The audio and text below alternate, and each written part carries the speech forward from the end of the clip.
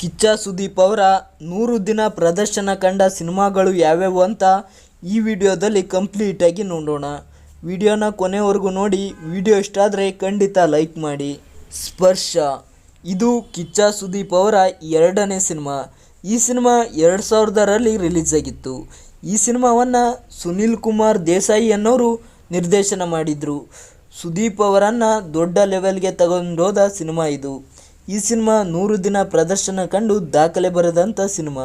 ಹುಚ್ಚ, ಈ ಸಿನಿಮಾ ಕಿಚ್ಚ ಸುದೀಪ್ ಅವರ 5ನೇ ಸಿನಿಮಾ.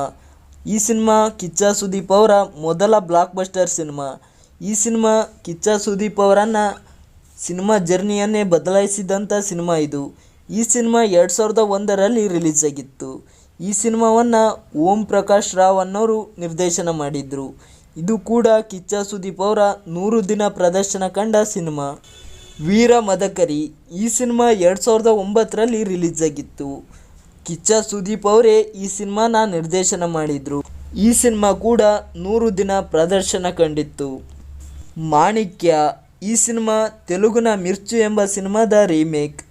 ಈ ಸಿನಿಮಾ 2014ರಲ್ಲಿ ರಿಲೀಸ್ ಆಗಿತ್ತು. ಈ ಸಿನಿಮಾ ಕೂಡ 100 ದಿನ ಪ್ರದರ್ಶನ ಕಂಡಿತ್ತು. ಇವಿಷ್ಟು ಕಿಚ್ಚ ಸುದೀಪ್ ಅವರ 100 ದಿನ ಪ್ರದರ್ಶನ ಕಂಡ ಸಿನಿಮಾಗಳು. ಮುಂದೆ ಯಾವ ಥರ ವಿಡಿಯೋ ಬೇಕು ಅಂತ ಕಾಮೆಂಟ್ ಮಾಡುವ ಮೂಲಕ ನಮಗೆ ತಿಳಿಸಿ.